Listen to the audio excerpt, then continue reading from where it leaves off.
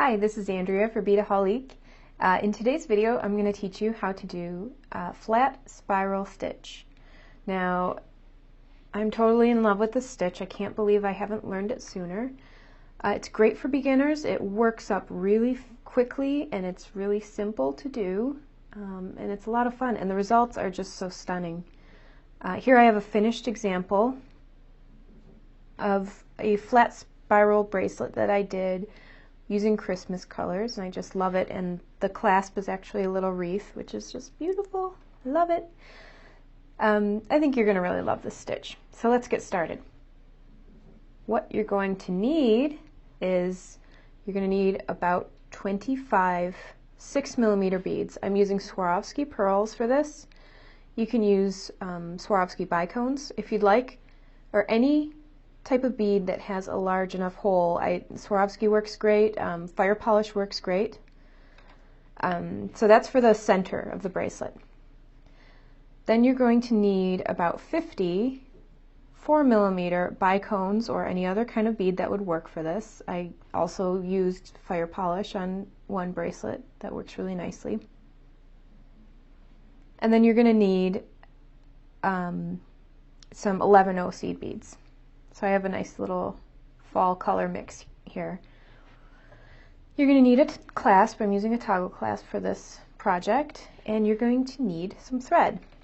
I'm using Fireline. You can use whatever kind of thread you want. This is the smoke color size B, and you want to work with as much thread as you can handle.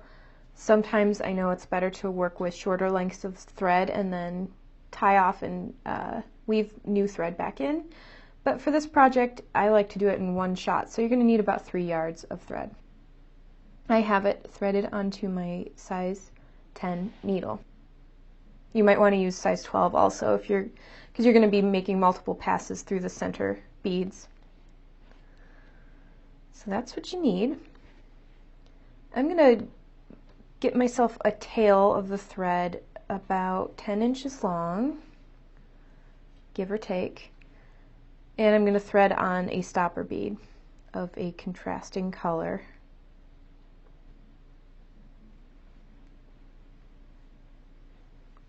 So move that about 8 to 10 inches away from the tail. And you're going to thread on your first 2 center beads. So 2 6mm beads. Like I said, I'm using the Swarovski pearl in a gold color. Bring those all the way down. Now you're going to pick up 5 11/0 seed beads, 1 4mm bicone, and 5 more seed beads.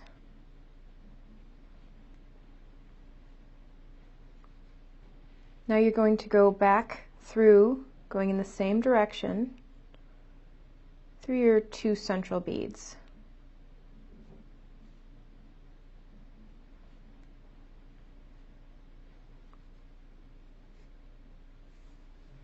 You're going to do this again. Pick up 5 beads, 5 11/0 beads, 1 4mm bead, and 5 more 11/0 beads. And once again, you're going to do the same thing. You're going to just go up through, going the same direction as both stitches so far, through the 2 center beads. Now you're going to take this loop of beads and lay it next, on the opposite side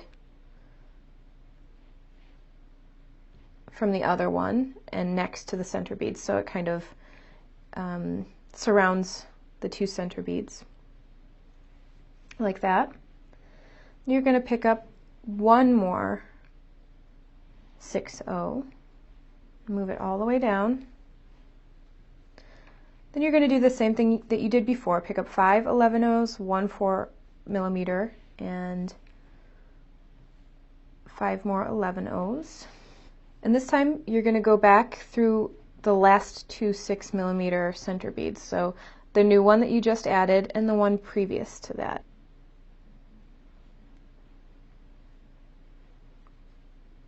So now this loop of beads is going to sit right on top of the one before it. So it's going to have this staggered appearance. You're going to do the same thing on the other side, and that loop is going to sit on top of that side's previous loop. So 5 11/0s,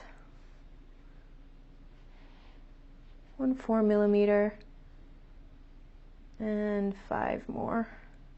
Once again, you're going up through only 2 beads, not all 3.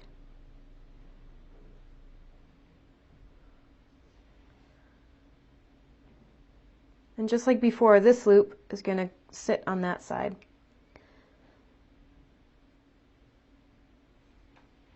So I'm going to make one more addition to this, and then I'll show you how to finish this bracelet.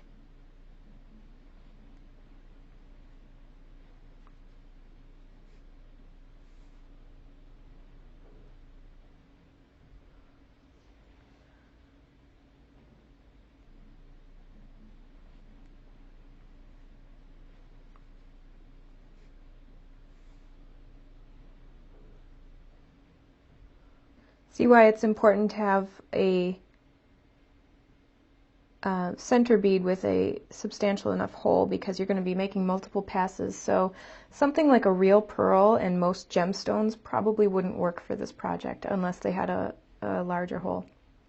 So you're going to keep going on like this until you have about, I'd say anywhere from 23 to 25 beads in the center row. So I have one that's almost completed here. And you're just going to want to check the length, because obviously your toggle clasp is going to add a little bit of length, and especially depending on how many beads you're going to add before you add your toggle clasp. So just check the length around your wrist. So as you can see, this is 23 beads, and I'd say I have a medium-sized wrist, and it's almost touching. So that's a great length for me. I'm using 23 beads. I've got 23 beads for this one, center beads. So to finish this, I've got my little pile of the coppery colored seed beads that I was using for this bracelet, and I have my clasp right here. So what I want to do is I'm going to add, I'd say 4 beads. Now remember, your working thread is coming straight out of the center of the bracelet, which is where you want it. You're going to pull those all the way down, then you're going to pick up 1/2 of your clasp. So I have this lovely antique copper toggle clasp. So I'm going to just thread it on, and I'm using Fireline, which is really tough stuff. So I have confidence that if I make a couple passes around through this loop, this is not going to break. I would not do this with Nymo or KO or any other kind of thread besides maybe Wildfire, because it has the potential of getting roughed up and it possibly breaking. So I'm going through my loop of my toggle clasp once, and then I'm going back down into this little neck that I made with the 4 seed beads, and I'm going down into the last 2 beads of the center row and pulling tight.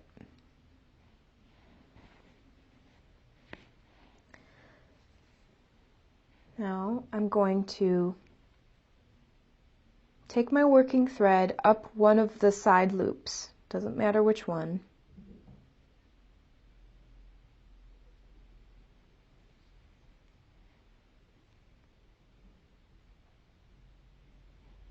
This would be a good place to make a quick little knot, just to tie off and make sure that you have some kind of closure with your bead weaving.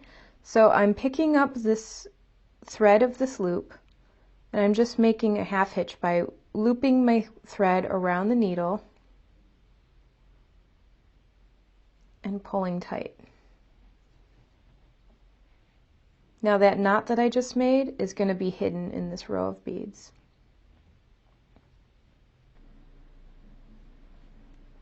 I can actually take my thread now and go in between the first little neck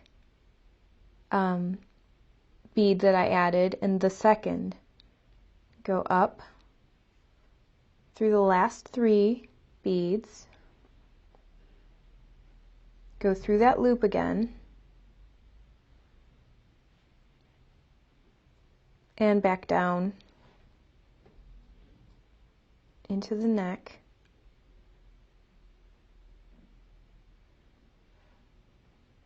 Out after the 3rd bead. I'm going to go down the other end, the other side of the loop.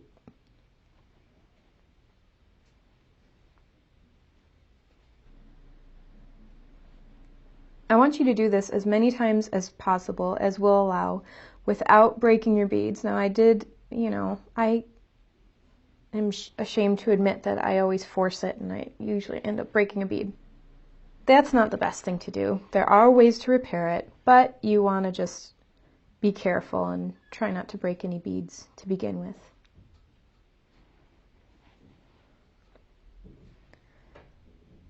So if this was your finished bracelet, I would attempt to go through one more time. But since I'm just showing you how to add the clasp right now, 2 will be sufficient. So I'm going to trim my thread. I'm going to cut my thread off of my needle and add this needle to the other side. Since on this side I'm adding the loop half of my toggle, I don't need so many beads in the neck.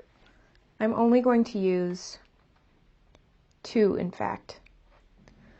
The reason you need more on the other side is because you need a longer neck for your toggle clasp to be able to, the bar part of your toggle clasp to be able to bend so it can fit all the way through. Okay, I'm going to pick up 2 more seed beads, and this is going to be the neck of this end of the bracelet to add my toggle clasp. Push those all the way down. I'm going to do essentially the same exact thing that I did on the other side.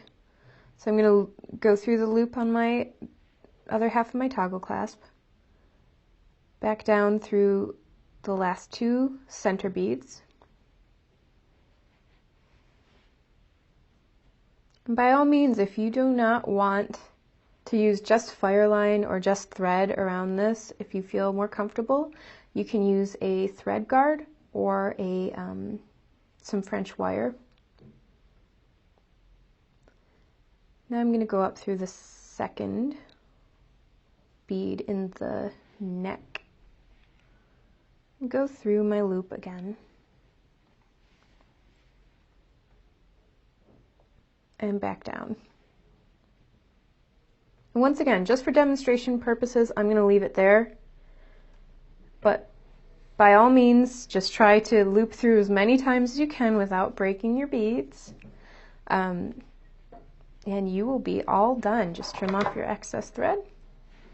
And you have a gorgeous finished bracelet using flat spiral weave. I've had so much fun making these bracelets, and I hope you have fun as well, and thank you for watching.